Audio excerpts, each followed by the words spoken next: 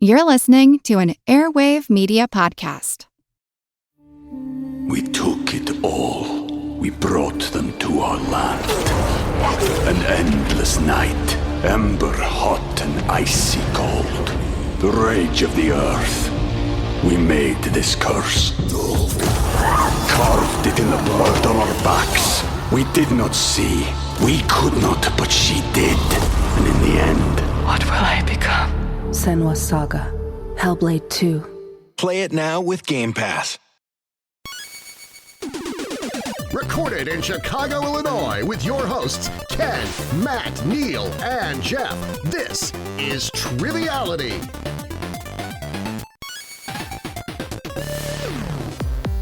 Hello and welcome to Triviality, the game where a lack of seriousness meets a little bit of knowledge. KP coming at you from the Triviality studio. KP. Yeah. New nickname. Yeah. KP, we got MA, NF, JC. Jeff C. Jeff C. JC. Yeah, I think that was taken. We're doing good, right? Yeah, doing okay. Jeff, you're trying to start a JC Chazé fan club, I hear. Yeah, I had a feeling the NSYNC reference was coming here. It was coming. Yeah, and, of course I am, Neal. I mean, how could you not, right? Yeah, he's the most underrated member of NSYNC, probably the best singing voice of NSYNC. I would say Neal's Justin views are Timberlake not reflective. is the most underrated. Yeah, whatever happened to that guy? Yeah, He might be the most rated. He's rated. Rated R. Whatever happened to who's the guy with the Chris the Kirkpatrick? braids? Chris Kirkpatrick will be on the new season of Big Brother. Great. There you go. Can't wait. I mean, my favorite was when he played a pop star on The Fairly Odd Parents. So There's that too. And then Joey Fatone's on the Game Show Network. He's a game show host now, apparently. Yeah. So what else do we The do poor on this man's Guy NSYNC Fieri. podcast? All right, well, enough about NSYNC. We got a great show coming at you today. Two great guests on the podcast. And the first is an Oakland 5 supporter from Dundee, Oregon. That is Darren Munk. How you doing today? Good. How are you guys? We're just fine. Why don't you tell us a little bit about yourself? Sure. My name's Darren Munk. I'm 44. I live in Dundee, Oregon, which is about 45 minutes outside of Portland in the heart of the beautiful Oregon wine country. I've been listening to you guys for a couple of years, ever since I got turned on to you by Misinformation. Our good friends. We love Misinformation. You're a guest on their show coming up pretty soon, right? Yeah, beginning of April, you'll hear me on the show. What are you talking? Swayze? Nice. Is it all Swayze? It's all talking Swayze. About Swayze, yeah. All Swayze all day. Quasi for Swayze. Are you some kind of expert in that? I might be. I have a book coming out, but I'm still not sure if I'm an expert. Oh, you haven't told the people yet. I haven't told the people. We'll talk about it today. Well, Darren, you had a very specific qualifier for who you wanted to team up with, right? Yeah. Wrestling is like the one blind spot, especially as far as things that you guys like to cover on the show. So I said, give me the guy that knows the most about wrestling. And we said that is Matt. Yep, I am wanted for a change. So this is very exciting. The tag team partner, Darren's been getting beat up in the corner, and then my music hits, and I come in, and we'll see if I get any questions. Get that hot tag. Yeah. But before me and Jeff can go up against that ultimate team, we need to introduce our host, Oakland 5 supporter, Sam Alaimo from Pittsburgh, Pennsylvania. Thank you for joining us. Hi, guys. How's it going? And what's going on with you? Not much. I'm a medical technologist, and I got to go to work when we wrap this up. All right, so we better hurry up because people can't be waiting for make their it snappy. technology. He has an important job. Yeah, right.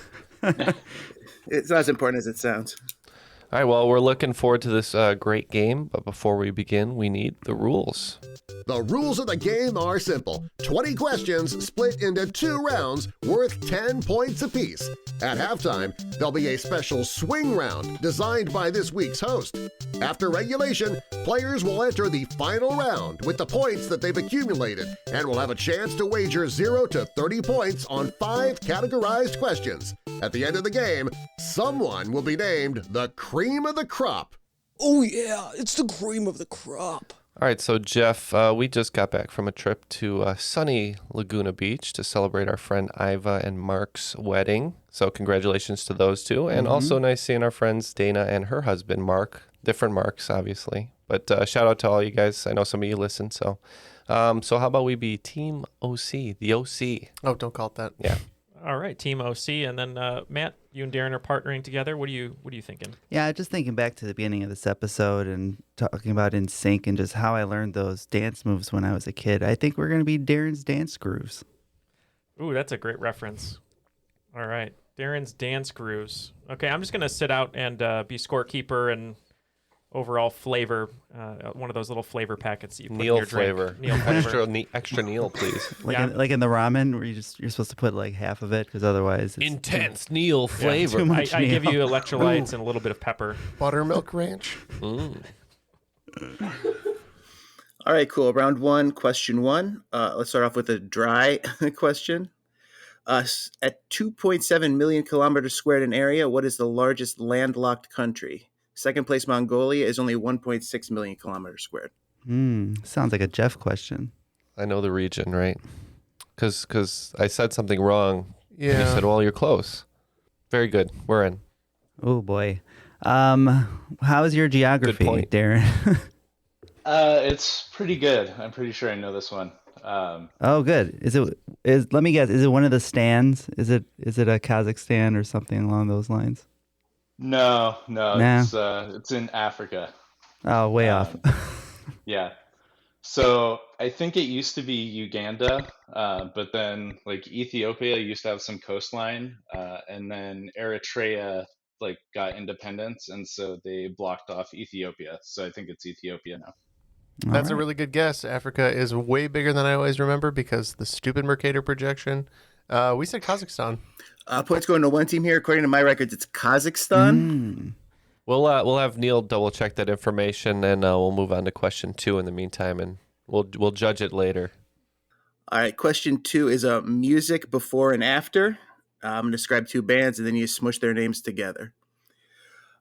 Chicago-based indie rock band, whose albums include Being There and Yankee Hotel Foxtrot, combines with an English band, whose albums include X and Y and Parachutes. All right, we're locked in. We're good. You got anything on this? I think I know it, but I want some confirmation. Well, is the Chicago indie band... Only one comes to mind. Yeah, obviously, Fall Out Boy. No, I don't... Oh, man. Boo. That is not the direction I was going. What is... I know that album. It's not Wilco, is it? Yeah, it is. Okay. And I think Then what's the other second one? one is Coldplay. Yes, So it'd Will be like Coldplay. Will Coldplay. Yeah. I knew a kid named Will Coldplay, so we'll lock in with that. Was his favorite color yellow? It was all yellow, actually. Yeah, we said Will Coldplay. Excellent. Everyone's correct with Will Coldplay. Great. Hey, can anybody name another person in Coldplay besides Chris Martin? The guy who hits the giant bass drum? In that one song? In that one song. Just to come in here with a little news update, I believe from the research, the quick research I've done here. So it says that Kazakhstan is number 1, and as Sam said, Mongolia number 2, Ethiopia number 6 overall, at least according to this atlas. Oh, you know what it is? I think it's the most populated landlocked country, maybe Ethiopia. There you go. All right, question 3. When warmed, ice made with water melts into a liquid before evaporating into a gas. However, dry ice, as the name suggests, transitions directly from a solid to a gas. What I really want to know is, what is this process called? I used to know this. Sophomore year of high school. Yeah, right? 20 years ago? Let's not put a time frame on it. It starts, and we're not old, but it starts to get gross when you think of things that happened in the first half of your life being in high school. Let me tell you, I realized I was old this week because when I substitute for the gym classes, sometimes they put like mumble rap on, and they'll play a song that sounds like it sounds, and then another song comes on that sounds exactly the same, and they'll be like, no, not this song, I'm going to skip this one, and then another song will come on that sounds exactly the same. I'm like, what was different about that middle song? Anyways, what do you think? I think I got it. Okay, we're in. I think this is sublimation. Oh, that sounds sciencey. I'm pretty good that we can lock in with that. Then we'll say sublimation. Yep. It took me a while to get there. I kept thinking transubstantiation, which is very different. And I eventually settled on and kind of agreed sublimation. Sublimation is correct. Nobody picked up on my clue. What I really want to know, it's a lyric from Santeria by Sublime. I was going to say that there was a Stevie Wonder cover instead of Superstition. It's Sublimation. Here's a little fun fact for you. Did you know if you pour hot water and cold water into a bowl, the hot water is higher pitched because the molecules in hot water don't stick as well as cold water? It's higher pitched? Yeah, if you listen to water being poured into a bowl. Okay. If you're ever in a dark room and someone's pouring water. No, that one was hot. It's on my Spotify playlist. Did you know if you pour hot water and cold water into a bowl, the water at the end will be warmish? Yeah. So we learned your gym teacher at your class is a big Migos fan, and that you can learn the pitch of water. There you go. You're in a dark room. All right, question 5. 4? I want to thank. I think we should do 4 first. Oh, yeah. No, that sounds right. Yeah, 4. Okay. Question 4.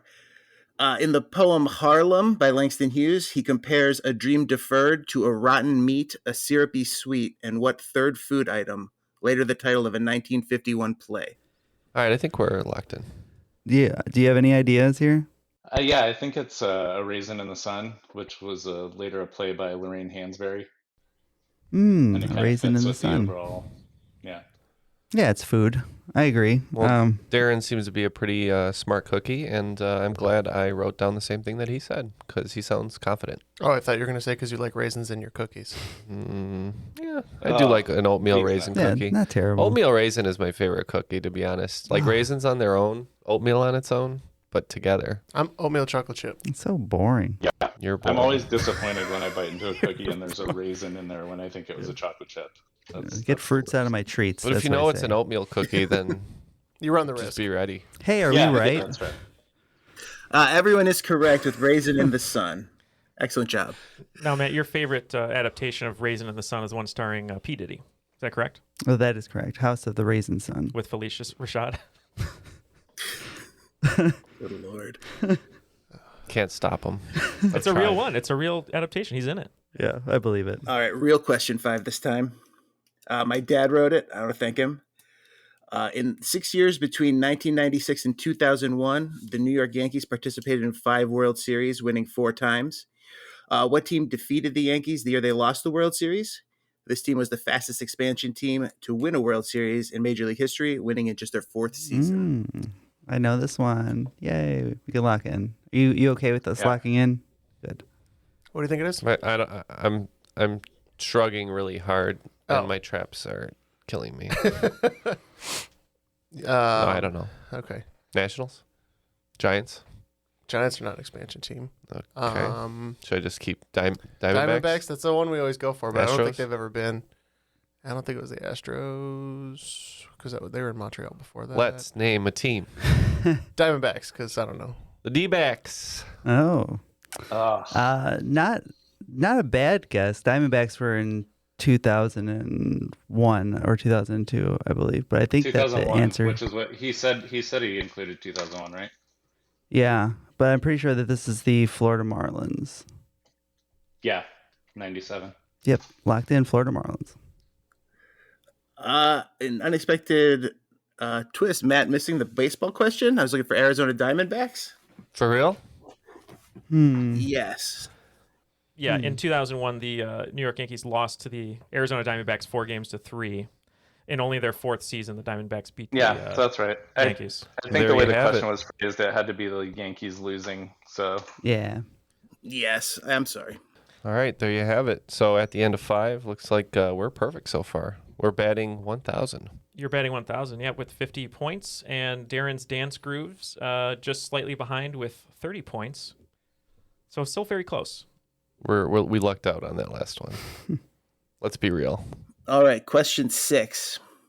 Tacos made with spit roasted pork are referred to as this, Spanish for shepherd style. I thought you were going to say tacos made with spit. That's just what I get when I badmouth the cashier at Taco Bell. That's my guess, yeah. All right, we're locked in. That's my favorite, so. We're taco connoisseurs. I think that this is barbacoa. What do you think, Darren? I think the shepherd thing it's like al pastor because it's like a pasture thing. Okay. Because barbacoa, I think, is just like literally barbecued, basically. Okay. Well, then we can go with Al Pastor. Yeah, when you go to a Mexican restaurant and they actually have the spit, that's how you know it's going to be good. And we said El Pastor. Everybody nailed it. Al Pastor is correct. All right, question 7. This diminutive post-impressionist painter, whose most famous works include a series of posters for a Parisian cabaret, supposedly hollowed out his cane so he could fill it with a stash of liquor. Was Napoleon a post-impressionist painter? He wasn't even that diminutive. No, he wasn't. Pretty average for the time. Taller than Tom Cruise. who's 5 feet tall. And shrinking. I think by the current U.S. standards, Napoleon would only be 1 inch shorter than the average male in the U.S. Yeah, right. So, No one brought up how strange it was that this man was drinking out of his cane. Or that his cane was like sloshing around as he walked.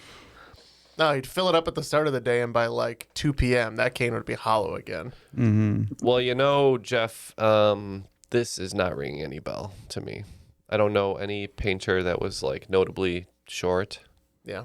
So. Or has a name that even sounds like tiny. And I'm not familiar with that series of paintings. Let's just say Matisse.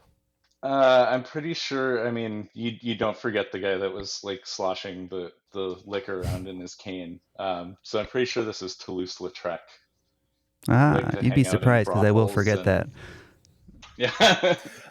Henry Toulouse-Lautrec is correct.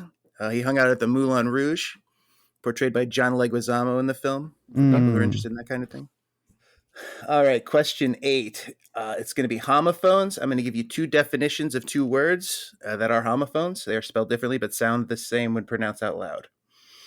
Definition 1 is a noun, often confused with moss. It's a complex organism composed of algae living among the filaments of fungi. Definition 2 is a verb, to describe a subject as similar to another subject. Yeah, we can lock in. Any ideas? I think it's lichen, like the little green stuff that grows on trees, and then lichen, like compare, to liken something, yeah. Makes sense. Like when you liken something on Facebook. Yes, give us an unliken button. That's all we're asking for. It should be a bad grammar button. Ken, you turn into a lichen when the full moon comes out. Yeah, that's right. I was waiting. Thank you, Neil. Yeah, we are locked in with lichen as well. All right, points all around. It is lichen and lichen. All right, question 9.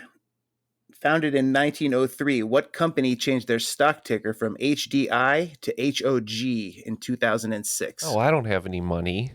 Hog. I wonder if it was in at the same time that William H. Macy and John Travolta taught us that hogs could be wild, that they changed. Please, no wild hogs joke. The wild hogs mentions. Classic buddy film. We've talked about this. Yeah. You got anything, Jeff? Nothing's really coming to mind. All right. We have no money, so we're going to tap on this one. Yeah, I mean, I think you guys were talking about it. Like, I think it's just John Travolta? I think it's Harley, because HDI, Harley Davidson, Hog is like another name for Harleys. Oh my God. I'm so sorry. I had no idea. Oh my God. Oh my God, guys. Oh my God. He came back. Well, those years make sense too. Ugh. Yep, get our motor running. Dance Grooves coming through with the answer. Harley Davidson is correct. So far in this game, I am riding in the sidecar to Darren's motorcycle. You are actually. Darren is pulling you piloting along. All right, let's finish this round strong with a mad question. How about it? All right, question 10. This American host of a daytime talk show that ran from 1991 to 2018 was born in 1944 in a London underground station where his mother was sheltering during a Nazi bombing. In addition to broadcasting, he's enjoyed success in politics and practicing law. All right, we're locked in. Do you think this is the former mayor of Cincinnati, Jerry Springer? Yeah, the guy who likes to pay hookers with a check. Well, that's why his I asked for a Matt question. And I think we got one. We said Jerry Springer. All right, finishing the round strong. Former mayor of Cincinnati, Jerry Springer, is correct. I do want to say that was a very intense second half of the first round because Darren's dance grooves riding high on Darren riding this motorcycle with Matt in the sidecar perfect that round. Now at 80 points, tying the OC who picked up only 30 points. So it's tied at 80 going into the swing round. I'm happy with that. And speaking of the swing round, one way that the rounds swing here is with a bunch of points, but we couldn't do the show without a bunch of support. So thank you very much to Darren and Sam for being Patreon supporters. If you'd like to join them and get a bunch of extra audio content, you can go to patreon.com/Triviality Podcast, sign up, get a bunch of extra perks like stickers, boxes, posters, but most of all that extra audio content where, Matt, what is one of your favorite crop drop questions that you've gotten that you can think of? We every month it's themed, so we had a lot of fun with not having resolutions and what are our least favorite resolutions in January, February. A lot of Valentine stuff, and I just want to tell you guys who my Valentine is. Yeah, and speaking of our Patreon bonuses, but you have to pay for it. You have to pay for your Valentine. Yeah. Speaking of the Patreon bonuses too, what we're trying to do is invite patrons to come on, bring us 15 questions just for some extra trivia every month. So if you're interested in just doing that, maybe you don't want to do a full game like Sam is doing today. You just want to bring us 15 questions to kind of try and stump us. Informal. We'll play as a team. Just email us and we'll get you on. So we can do that 12 times a year. So yeah, if you'd like to join them in supporting the show, go to patreon.com/Triviality Podcast and help us continue to grow like Napoleon. The swing round, I'm going to class things up with what I'm calling the art of listening. I got clips from 10 classical pieces of music. I'm going to ask for the composer and the name of the piece. I'm thinking 3 points for composer and 3 points for the name for 60 points for the full round. Sounds good. You could ask for those things, but I can't guarantee I'll give you them. It will sound fair good. enough. All right, so let's begin. Clip number 1.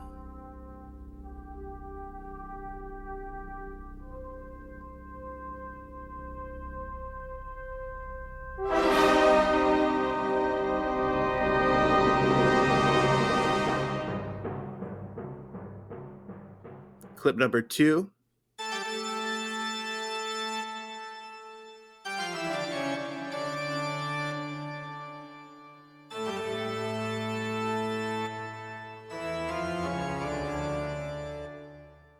Clip number 3.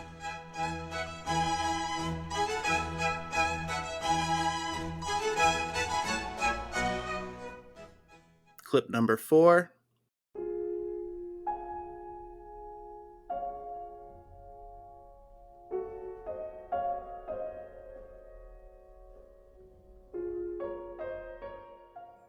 Clip number 5.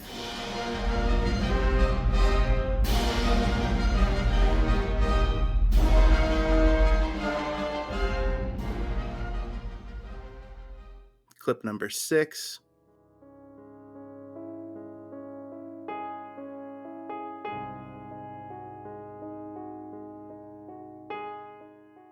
Clip number 7.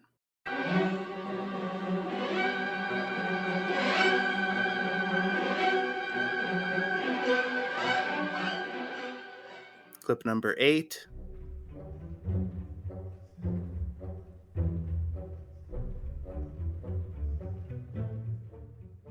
And clip number 9.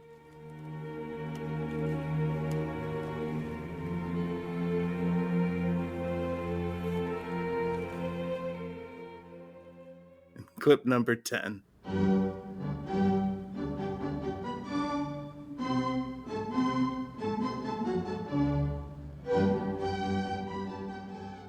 All right, we will consider those and we'll be right back. We took it all. We brought them to our land. An endless night, ember hot and icy cold. The rage of the earth. We made this curse. Carved it in the blood on our backs. We did not see. We could not, but she did. And in the end, What will I become? Senua's Saga, Hellblade 2. Play it now with Game Pass. And we're back. We listened to this classical music for a change, and I think we did okay. Let's find out how we did. So let's hear the clips one more time.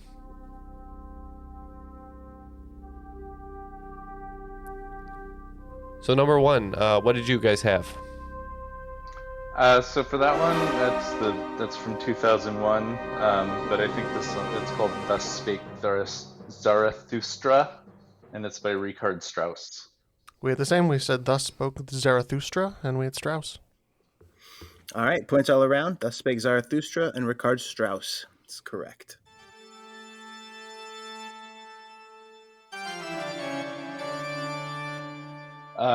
For number 2, we weren't really sure on this one. I know it's like the classic, like old school horror movie music, but I didn't know like what the composer would be, so we kind of just guessed that it was Phantom of the Opera by Weber.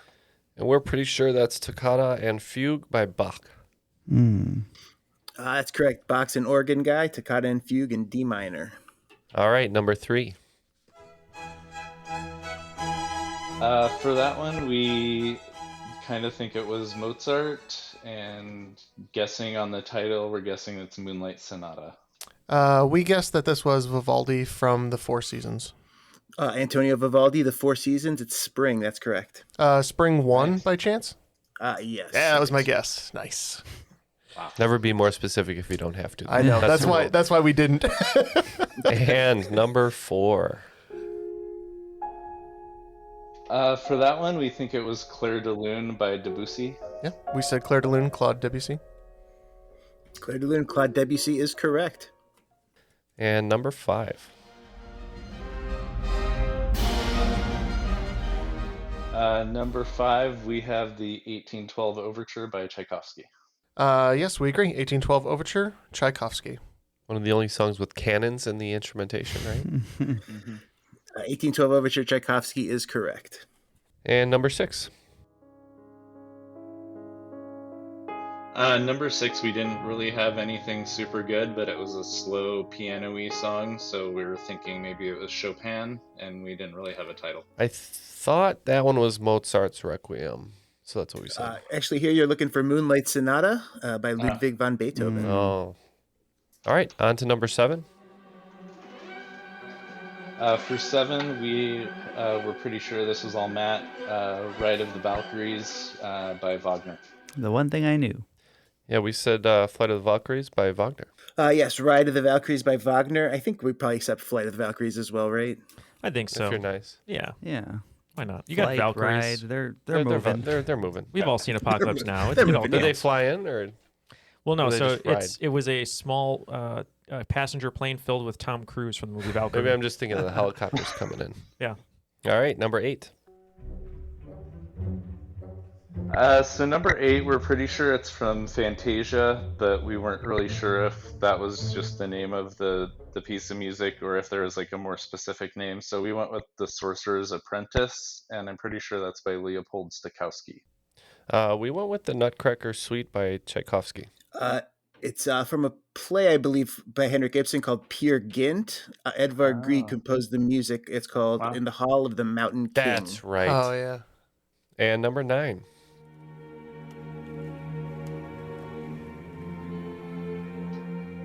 Number 9, we didn't really have anything, so we just kind of focused on which major composers we didn't have anything for, and we went with Brahms on that one.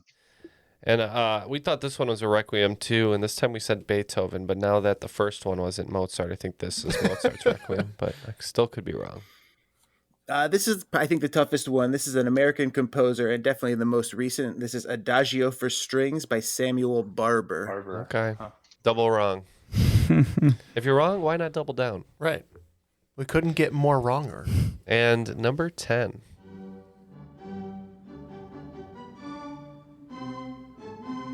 Uh, 10, we were completely out of ideas at this point, so we just guessed that this is Beethoven's Ninth Symphony. And we were pretty sure this is Mozart. We didn't know what to call it, so we just said Minuet. Number 10, Mozart is correct. It's Eine kleine Nachtmusik. Oh. Yeah. Oh, that's right. What? A little night music. Oh. A little night music, correct. But we got Mozart. So that was our first half point. All right, after the swing round, it looks like Darren's Dance Grooves is going to pick up 24 points, bringing their total to 104. And the OC is picking up 39 points, putting them in the lead once again with 119 points. Got some football scores. Mm-hmm. Not really. No, well, just weird numbers. That'd be like a 1920s football game where there's no defense. Mm-hmm. All right, so we'll start round 2. Question 1. German Emanuel Lasker, Cuban Jose Raul Capablanca, and Russian Boris Spassky have all held the title of world champion of what? All right, we are going to go ahead and lock in. So those names generally don't mean anything to me. I'm thinking about a German, a Russian, and Colombian. Walk into a bar. Cuban. Yeah, I was waiting for the joke setup here. Do you think it's world champion of chess? Is that possible? Yeah, I'm pretty sure. I think all of those guys are chess guys. I think Spassky was like one of the guys that Bobby Fischer played against, maybe. That name sounded the most familiar, or it's just because of the way it sounds we associate with chess. But either way, I think I'm good. I'm good with going with chess there. And for all those reasons, we said chess also. Chess is correct. I left some of the bigger names off the list: Gary Kasparov, Magnus Carlsen, and Bobby Fischer. But they are all world champions of chess. Yeah, the chess gene did not get passed down into my bloodline because I have no idea how to play. I think the largest differential of any like game or sport between being me and being the world champion is probably chess. Yeah, why isn't there I'd probably be better at ski jumping than. Why isn't there a very intense, psychological thriller about checkers? I'm not going to land the ski jump, but at least I'll fly. Yeah, you might even make it across the line. The Queen's Gambit of Connect Four. Yeah, that'd be great. Ken, you're the Eddie the Eagle of chess. Okay. Yeah. Can't do Connect Four. That's solved, I man. know. That series would be about 18 minutes. All right, number 2. Question number 2. Sitting behind the ears, these paired lobes of the human brain are primarily involved in processing memories and emotions and have little to do with punctuality. All right, we're locked in. Probably nothing with any of the cortex or not the hippocampus, right, or the hypothalamus. Right, because that's like shaped like a seahorse, which is why it's called that. I mean, I'm just trying to think of like the punctuality hint. I know. I'm Like, thinking of like there's like a thymus, semicolons. which could be a thymus, I guess, but that doesn't seem right. Like what are like there's clocks and watches. Whatever part of the brain this is did not develop for me because I don't know this at all. All right, well, let's just say thymus because that kind of sounds like time. Okay. All right, we believe these lobes are right behind your temples, and they're the temporal lobes. Oh, Indeed, yeah, if you're that would concerned make with sense. timeliness, you might be concerned with temporal lobes. That's correct.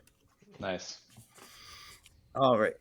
Question 3. In Home Alone, the McAllister family dashes through the airport and barely makes it to their gate in time to board their flight. Assuming it's a direct flight, they likely landed at the airport named for what soldier and statesman? We can lock in. So they went to Paris, right? That is correct in Home Alone 1.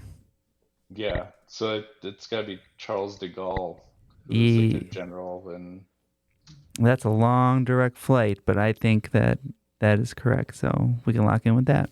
We too said Charles de Gaulle. Charles de Gaulle is correct. It's the place where It's a Wonderful Life is always playing in French. What? In the movie, they're in the hotel and all it is French TV, and they're watching Jimmy Stewart. Right. So give me your best French Jimmy Stewart impression. Well, je coupe le fromage. Sacre bleu.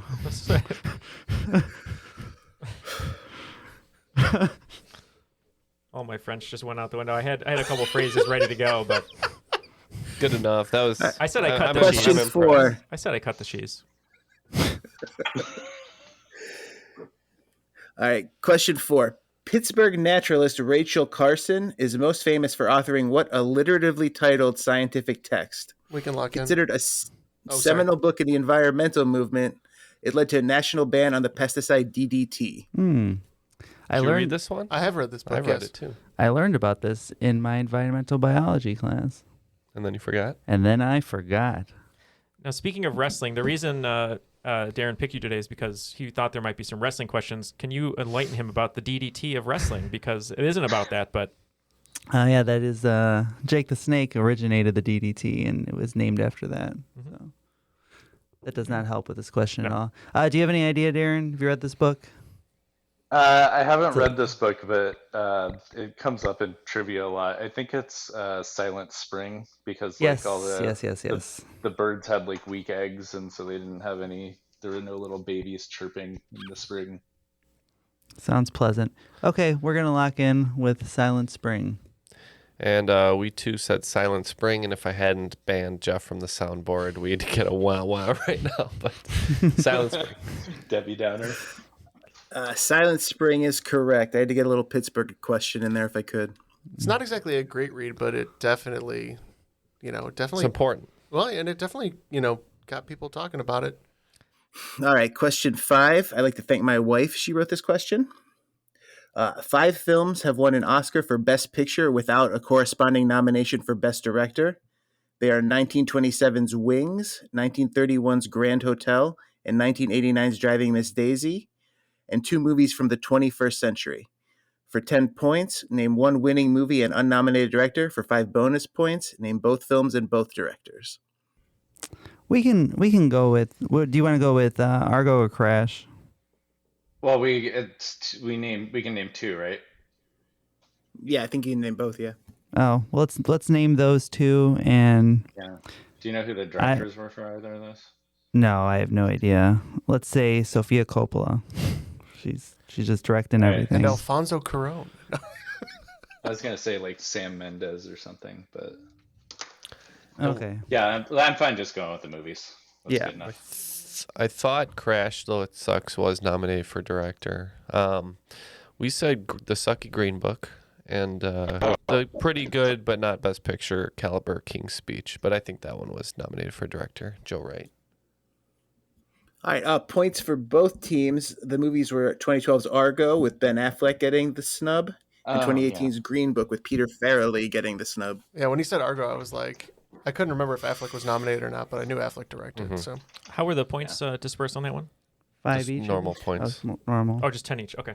Yeah, just 10 each, yeah. After the first half of the second round, the OC batting perfect once again, picking up 50 points, bringing their total to 169. And Darren's Dance Crews picking up 40 points, bringing their total to 144. All right, question 6. Choreographed by Russian Vladimir Nijinsky, this Vernal ballet's avant-garde music and choreography was so shocking when it premiered in 1913, the audience was overcome with emotion, leading to a riot. I'm trying to think if that gives me anything else. All right, we're locked in with a fake ballet. Yeah, the only ballet are the 2 that Ken named. So Nutcracker, honestly, 1913, the time fits, but I don't think it's that. It was so shocking. So shocking. Well, I was reading a story about it. It was like a Bugs Bunny cartoon, and like the first time he said "What's up, Doc," they had to like stop because the audience was just cheering and laughing so hard. It was the funniest thing that anyone had ever seen. That's like the Lumiere brothers when It's a lot easier. They filmed the train coming into the station. The people ran out of the theater, thought the train was going to hit them. Here we are, saw a moving here we picture. are trying to come up with clever to say to our listeners every week. Yeah. Could have just been like, "What's What's up, up, Doc?" The first knock knock joke and like, who's there? And it's like, oh my god, what a twist! All right, what do you guys think? Do we have anything, Darren? I don't think so. Yeah, I think I got this one. So vernal is like having to do with spring, like the vernal equinox, and so I think this is The Rite of Spring, is the ballet by Stravinsky. Okay, that sounds pretty good. We're just saying a spring song. Darren is on it. It is The Rite of Spring by Igor Stravinsky.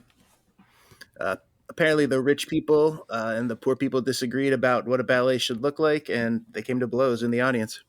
Wow. They dropped their monocles. There's a lot of shattered the night of the shattered monocle. I miss those days when poor people could attend ballets. Yeah, right.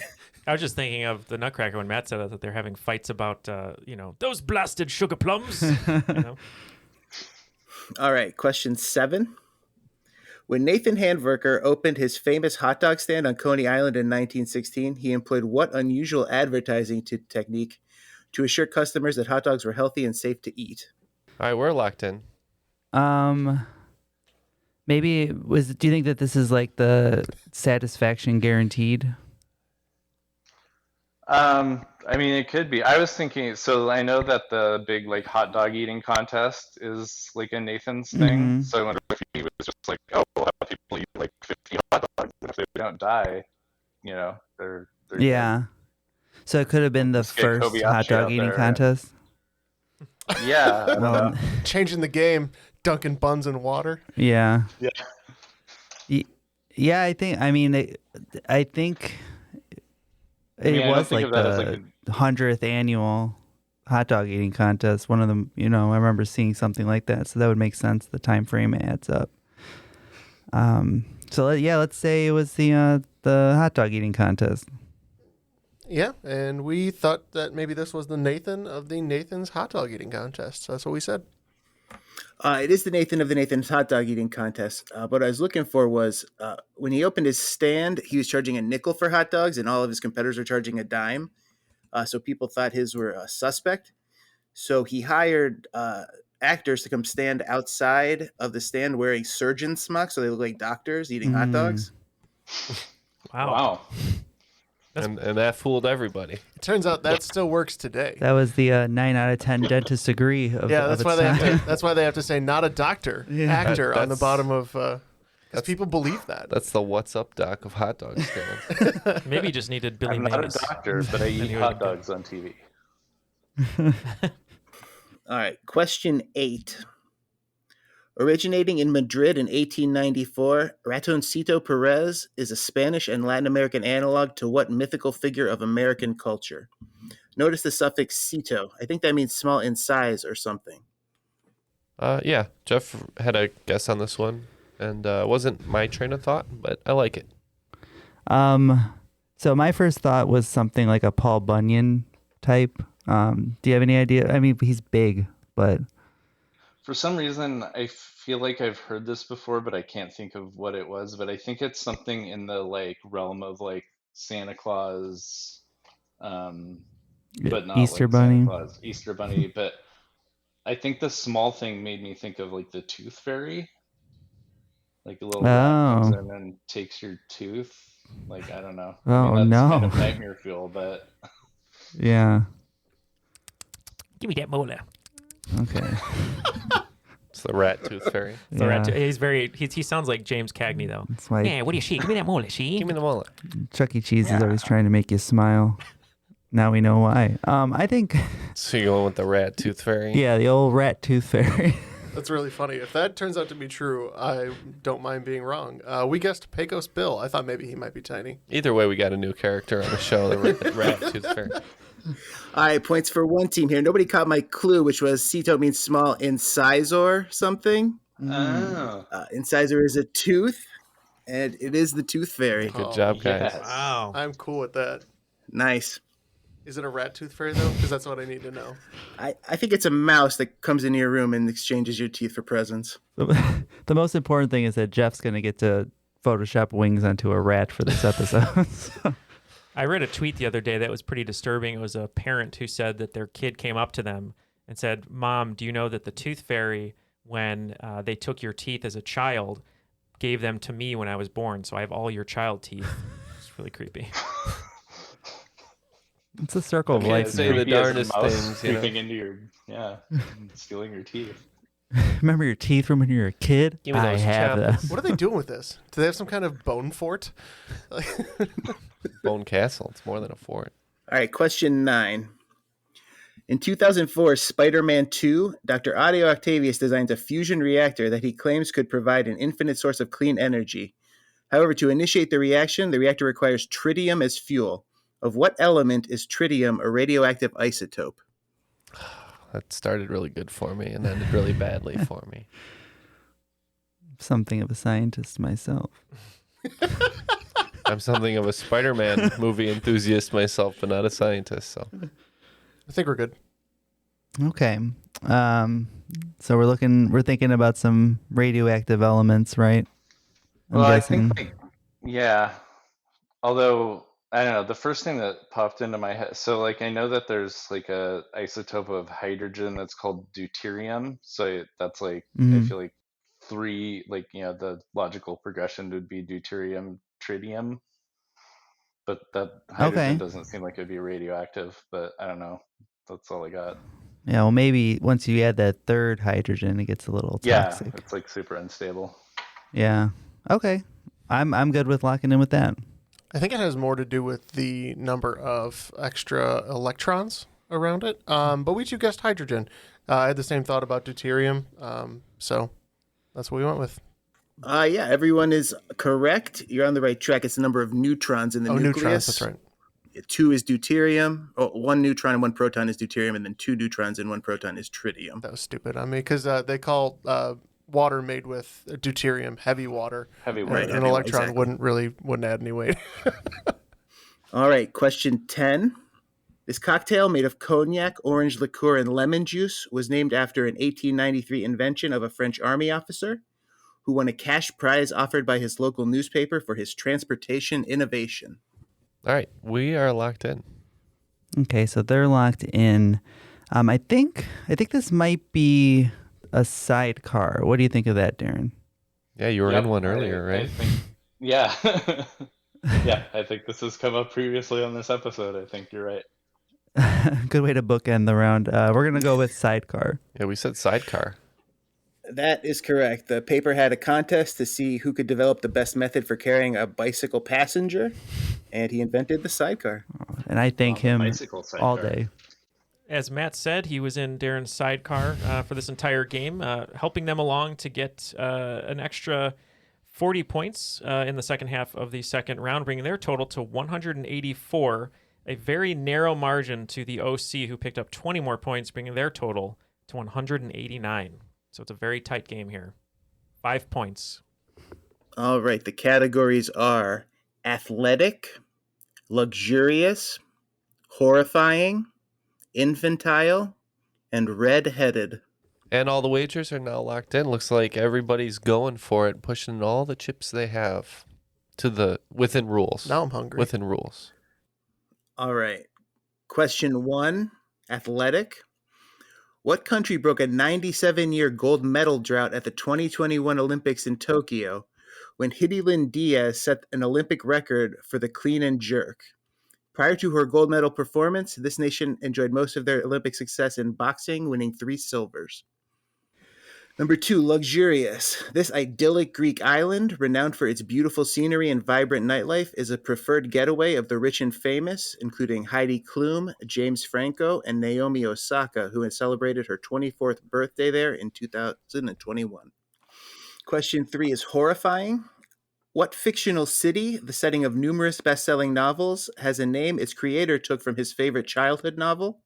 The name was later chosen by a famous film director as the name of his production company. Question 4, infantile. Donald Glover's stage name, Childish Gambino, was created by a name generator on the website of what legendary New York hip-hop group? Now it's in our wheelhouse right now.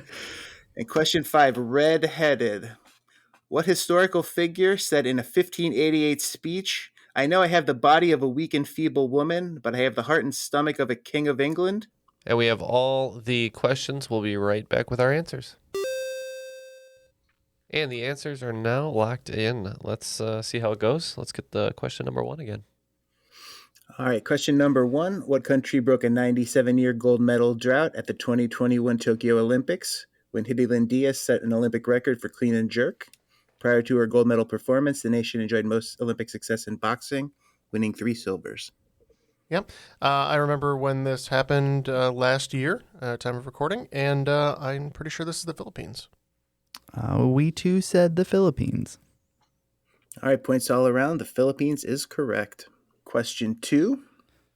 This idyllic Greek island, renowned for its beautiful scenery and vibrant nightlife, is a preferred getaway of the rich and famous, including Heidi Klum, James Franco, and Naomi Osaka, who celebrated her 24th birthday there in 2021. And for 30 points on this one as well, we said Mykonos. We were on the same page and said Mykonos. Mykonos is correct. Excellent job. All right, number 3, I think, was a tricky one. What fictional city, the setting of numerous best-selling novels, has a name its creator took from his favorite childhood novel? The name was later chosen by a famous film director as the name of his production company. I'm pretty sure this is Stephen King, right, that we're talking about? And I believe it's Castle Rock. Yeah. Yeah, this is the one that This is where it all fell apart for us. We had no idea. Went through a bunch of different directors and were trying to name their production companies. It turns out not as many as I thought that I knew. So we just said Amblin. Castle Rock is correct. The setting of the Dead Zone, Cujo, and Needful Things. Stephen King took it from one of his favorite childhood novels, The Lord of the Flies. And then Rob Reiner, who directed a bunch of Stephen King adaptations, chose Castle Rock Entertainment as the name of his production company. Question 4. Donald Glover's stage name, Childish Gambino, was created by a name generator on the website of what legendary New York hip-hop group? Yeah, this one was right in mine and Matt's wheelhouse. I believe it's the Wu-Tang Clan name generator. A huge staple of early 2000s internet culture, Wu-Tang Clan. Wu-Tang Clan is correct. I gave it a whirl. My name is Criminal Philosophical, which is pretty tight. I'm cool with that. That's pretty sweet. Last question 5. What historical figure said in a 1588 speech, "I know I have the body of a weak and feeble woman, but I have the heart and stomach of a king and a king of England too"? Yep, pretty sure when you're talking about famous redheads about this time, it's got to be Elizabeth I. It was between that and Wendy. We also went with Queen Elizabeth I. Queen Elizabeth I is correct. She reigned for 44 years, providing stability to England and forging a sense of national identity. All right. It looks like, if my math is correct, at the end of the game, Darren's Dance Groove picking up 90 points, bringing their total to 274, but unable to beat the perfect final round, picking up 150 points. The OC bringing their total to 339 points, making them today's cream of the crop. Oh my God, you guys. You're like the cream of the crop right now. Hooray. Wow. You guys, man, that was close. Quite a run.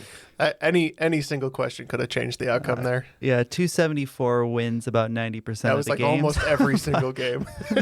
But we just ran into a Came buzzsaw. in and just kicked the crap out of us. Yeah. Darren, quite a performance driving that chopper while Matt is in the sidecar. Get to the chopper. Different chopper. But yeah. Okay. This is more Wild Hogs than Black Hawk Down. So, but we appreciate your Patreon support and also joining us today. Any parting words? No, thanks. It was a ton of fun. Thanks for writing an awesome game, Sam. It was super fun to actually get to play with you guys, and look forward to continuing to support you guys and listening to some great content. Thank you very much. And couldn't have been a great game without our great host today, Sam. Any parting words from you? Oh, you guys are too kind. I just want to shout out to my wife, Kristen, and my dad. They both wrote a clue.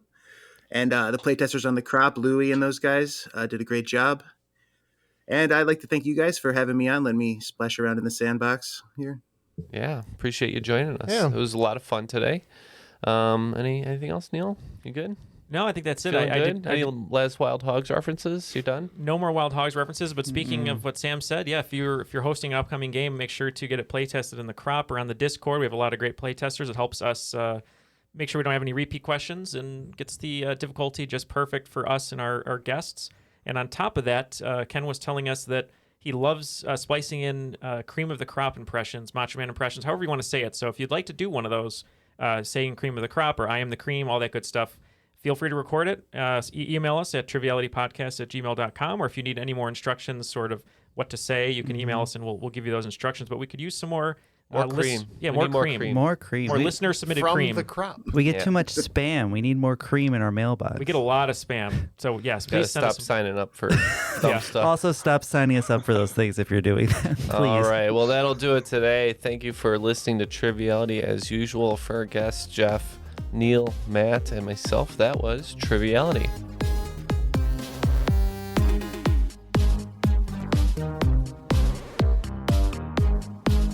So what did we watch yesterday, to our dismay, Neil? We watched Swordfish. Which is a horrible movie. That movie, is not nearly as good Halle as Berry, right, as guys? the Am I trailer right? made me think it would be. A $100 million movie that opens with Travolta giving a monologue about Dog Day Afternoon. And the whole movie is yellow. And it's downhill Extremely from there. yellow. They probably spent most of that budget trying to fix the TVR that I'm sure kept blowing up on them. Oh, man, it was horrible. But if you're familiar with the movie, Hugh Jackman is in it, a very young Hugh Jackman, put into some compromising positions. So Could you do trivia in such a position? We'll find out Can't next do trivia under normal circumstances, That's so true. probably not.